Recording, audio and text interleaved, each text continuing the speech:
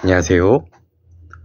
소설 하다의 23번째 시간이 돌아왔습니다. 여러분들 지금 소설 하다 촬영하는 게 2주 만입니다. 아마 되게 많은 분들이 좀 의아해하고 궁금해하고 저를 되게 많이 기다리셨나요? 기다렸을 거라고 생각을 하는데 그 전까지 거의 제가 22편은 일주일에 한 번 빼놓지 않고 일주일마다 계속 올렸는데 처음으로 2주의 텀이 생겼어요. 결론적으로 말씀드리면은 앞으로는 한 2주에 한 번씩 업로드가 될 것 같습니다. 그 이유는 갑자기 왜 이렇게 게을러졌냐? 라고 하실 수 있는데 그 이유는 조금 개인적인 부분들이 있는데 제가 뭔가 다른 어떤 거를 준비하기 위해서 한국 소설 말고 다른 책들을 읽어나가는 게 있거든요. 그래서 아마 이제 독서 속도 때문에 조금 2주에 한 번으로 될 것 같습니다. 제가 이전에는 제 어떤 개인적인 거나 사적인 거를 전혀 올리지 않았는데 혹시 내가 뭔가를 준비하고 있거나 나의 일상은 어떤가에 대해서 공유를 해볼까라는 좀 고민도 있어요. 네, 물론 아무도 궁금해하지 않는 또 수요 없는 공급일 수도 있겠지만 어쨌든 그래서 기다려주신 분들에게 좀 죄송하다는 말씀을 드리고 그래도 앞으로도 좀 더 열심히 좀 한국 소설을 여러분들과 함께 공유를 하고 싶습니다. 네, 그러면은 오늘 함께 얘기해 볼 소설은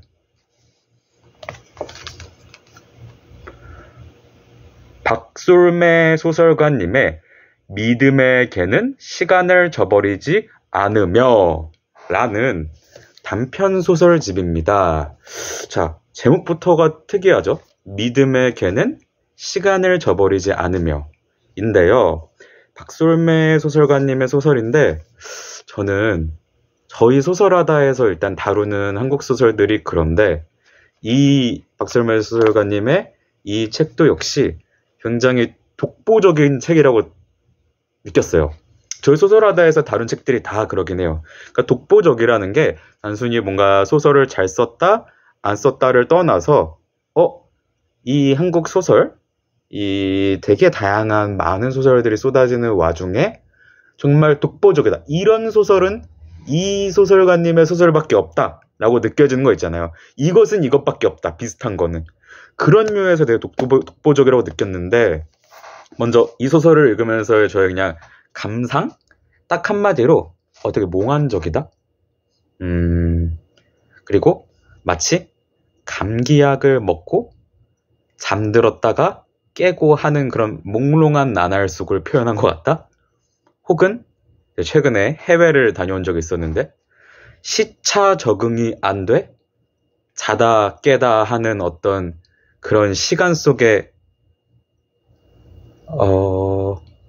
유령과 같은 떠도는 그런 느낌을 표현한 것 같다? 좀 되게 멋있게 표현하고 싶은데 뭔가 이렇게 구체적으로 잘 안 되네요. 그런 것처럼 이 소설 자체는 주제적인 면에서도 그렇고 뭔가 다루고 있는 사건에서도 그렇고 단정 짓지 않으려고 하는 것 같아요. 그러니까 작가의 박솔매 작가님 어떤 문장도 그럴 뿐더러 이 이야기를 통해서 어떤 사건이 가닿는 것, 보통 어떤 사건에 대한 단정 혹은 사건의 핵심, 본질을 따라가는 스토리텔링이 기본적이라고 한다면은 여기에는 아마 그런 스토리텔링을 기대하고 읽으신다면은 무슨 얘기를 하는 거야? 라고 되게 어리둥절해 하실 수도 있어요. 왜냐면 여기인 것 같기도 하고 저거인 것 같기도 하고 여기로 갔다가 근데 여기가 아닌 것 같기도 하고 약간 이렇게 헤매게 되는 마치 우리가 꿈속에서 길을 잃고 이쪽으로 갔다 저쪽으로 갔다 혹은 이럴 때 있지 않아요? 꿈을 꿨다가 잠깐 깼어. 그랬다가 다시 꿈에 잠들어. 그럼 뭔가가 이야기가 이어지는 것 같으면서도 동시에 다른 방향으로 약간 굴절되는 느낌이 있잖아요. 이 소설을 읽으면서 저는 그런 기분이 들었어요. 먼저 제가 항상 줄거리 적용 가장 못하지만 여기서 등장하는 소재? 중심 소재라고 할까요? 그런 것들은 동면이에요. 동면. 그러니까 사람이 동면을 할 수 있는 기술이 상용화되어 있다라는 게 여기에 기본 전제입니다. 동면이란 건 뭘까요? 말 그대로 겨울잠이죠. 그래서 짧게는 며칠, 뭐 1, 2주, 길게는 한 달도 넘게 동면을 하는 거죠, 사람들이. 겨울잠은 그냥 가만히 자는 겁니다. 그 전에 뭐 당연히 메디컬 테스트 받고 뭐 그런 부분들이 있는데, 그렇다고 해서 이게 SF인가요? 또 그렇진 않아요. 다른 배경들은 사실은 현재인지 아닌지도 또 명확하게 드러나지 않고, 단지 지금 이곳을 살아가는데 동면이라는 기술이 상용화되어 있다라는 게 포인트입니다. 근데 이 동면이란 게 되게 흥미로운 게, 동면을 잤다가 깨어난 사람들은 며칠이 있든 혹은 한 달이 넘게 있든 마치 그냥 오래 잤다가 일어난 느낌이 든대요. 그런데 여기서 더 재밌는 거는, 그러다가도 때때로 자기가 본 꿈을 기억하기도 한대요. 근데 그 꿈이, 어떤 종류의 꿈은 그냥 꿈 꿨어 라고 할 수도 있는데, 마치 자기가 실제로 경험한 것 같은, 실제로 경험하지 않으면은 느낄 수 없는 이미지, 이런 것들이 머릿속에 이제 남아있게 되는 거죠. 동면이라는 경험을 하게 되면은. 되게 뭐랄까, 마치 우리가 옛날에 생각했던 유체 이탈, 그런 것도 생각이 나고 되게 흥미롭죠. 여기서 더 재밌는 거는, 이 주인공, 어떻게 보면 주요 인물들은 이 동면을 하는 인물이라기보다는 동면을 하는 사람 옆에 있는 가이드라고 해야 될까요?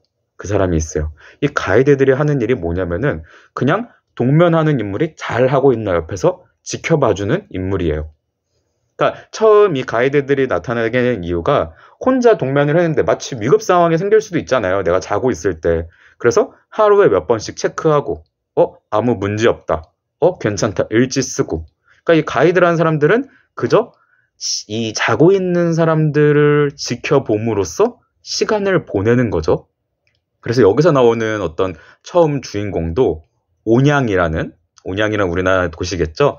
그 호텔에서 자기 친구가 동면에 기다리고 있는 동안, 동면에 들어간 동안에 자기가 가이드로서 일을 하면서 얘가 오늘은 잘 자고 있나 확인하고, 그러면서 시간을 이렇게 보내군, 일상이라면 일상의 그런 모습들을 다루고 있는데, 그렇다고 해서 이 일상이 되게 익숙하고 하루하루 반복적이게 느껴지진 않거든요. 오히려 여러분들 혹시 그런 경험이 있는지 모르겠어요. 낯선 도시, 낯선 시간대에서 일상을 보내긴 보내지만 마치 내가 완전히 다른 존재가 된 느낌? 그러니까 우리가 막 해외 가서 엄청 막 익사이팅한 경험을 하지 않더라도, 당장 예를 들면은 어떤 도시가 있을까요? 저는 지금 이제 서울에 살고 있는데, 당장 화순, 아니면 전라도 화순에 내려가서 어떤 호텔에 숙소를 잡고 그 숙소를 기점으로 해서 내가 일주일, 2주일 그냥 일상을 보낸다 라고 했을 때 우리가 느껴질 수 있는, 마치 내가 서울에서 살았던 삶은 머나먼 과거의 일 혹은 전생의 일 같고, 지금은 나는 전혀 다른 시공간에서 떠돌고 있는 그런 몽롱한 느낌, 경험해 보셨는지 모르겠는데 저는 그런 느낌이 굉장히 많이 들었어요. 그래서 이 동면하는 사람도 그렇고, 이 동면하는 사람을 돌보면서 시간을 보내는 이 가이드들도 그렇고, 이들의 어떤 삶이 이 소설의 정체성, 분위기와 딱 맞는다는 느낌을 들었습니다. 그러니까 이 중간에 이런 표현이 있어요. 또 마음과 시간의 연결이 약해진다라는 거. 되게 문학적인, 시적인 표현이죠. 마음과 시간의 연결. 때로는 저 느끼는 게, 시간이 흘러가는 것과 내 마음이 혹은 나의 정신이라는 것이 일치하지 않을 때, 그런 순간들을 저도 느낀 적이 있거든요. 그러니까 세상은 이렇게 굴러가는 것 같은데 나의 마음은, 나의 정신은, 나라는 존재는 그것과 굴러가지 않는 느낌? 그러니까 내가 마치 어떤 거로부터 이탈한 느낌? 혹은 나 혼자 꿈을 꾸고 있는 듯한 느낌? 그런 느낌을 저도 받을 때가 있는데, 어떤 그런 정서, 그런 분위기가 여기에 어떻게 보면은 자욱하게 깔려 있다. 그래서 마치 이 소설 자체가 우리가 동면에 빠져 있을 때 겪게 되는 경험을 뭔가 적은 것처럼 느껴지기도 해요. 그러니까 우리가 진짜로 동면이란 걸 실제 경험을 해서 앞으로 한 달 정도, 한 달 넘게 깨지 않고 가만히 누워 있을 때 그 꿈속에서 뭔가 보게 되는 이미지, 이야기, 사건들을 다루고 있다고 느껴지기도 해요. 그래서 재밌는 게 제가 아까 단정하지 않는다 혹은 뭐 일반적인 좀 스토리텔링이랑 다르다라고 한 것처럼 재밌는 게 저는 항상 이런 거 좀 눈여겨보는데 문장을 쓰는 거에 있어서 쉼표가 거의 등장하지 않아요. 쉼표가. 근데 쉼표를 왜 쓰냐라고 저는 가만히 생각을 하면은 어떻게 보면 질서라고 생각을 하거든요. 사람들이 작가들이 문장에 쉼표를 쓰는 건 문장의 질서를 부여하기 위함이고 혹은 쉼표가 아예 안 써졌다는 경우는 때로는 물론 그 문장 자체가 쉼표를 안 써도 될 만큼 완전히 질서를 갖춰서 안 쓰는 경우도 있어요. 그런데 이 소설은 그런 것 같지 않아요. 그러니까 의도적으로 이 작가님은 물론 당연히 퇴고도 하고 열심히 했겠지만 의도적으로 내가 쓰는 문장에 있어서의 질서를 부여한다든지 쉼표를 통해서나 아니면은 주술 관계에 확실한 뭔가 이런 정립을 통해서나 한다든지 그런 게 아니라 때로는 중얼거림 같은, 때로는 속삭임 같은, 혼잣말 같은 이런 식의 문장을 써요. 그래서 우리가 마치 나는 학교에 갔다. 그러면 딱 여기서 문장이 종결이 돼야 되잖아요. 근데 나는 학교에 갔다. 그러면 어쩌지? 라는 식으로 뭔가 전혀 우리가 한 문장에서의 섞일 수 없을 것 같은 것들을 툭 하니 놓고 우리가 보통 다른 작가들이 문장을 쓰면은 이렇게 따옴표로 나의 속마음을 표현할 것도 안 쓰고 하나의 문장 안에 그것을 같이 써요. 그러니까 어떤 느낌이 드냐면은 마치 아까 말했던 제가 동면중이라고 했죠. 동면중에 우리가 보고 나의 마음 상태에 대한 하나의 내레이션 같다?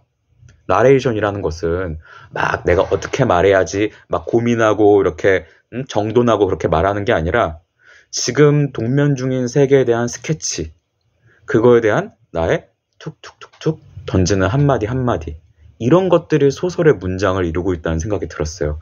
그래서 굉장히 낯설고 독특한 느낌이 들었습니다. 그러니까 절대 익숙한 방식으로 읽을 수 있는 소설은 아닌 것 같아요.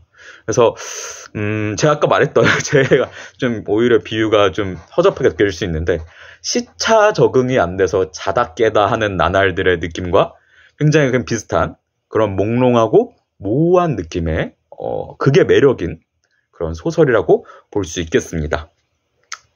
자, 그래서 뭔가 제가 아까 말했던 동면중인 어떤 감성을 경험하고 싶으신 분들이라면은 우리 믿음에게는 시간을 저버리지 않으며 라는 박솔매 작가님의 소설 꼭 한번 읽어보시면 좋을 것 같습니다. 네, 감사합니다.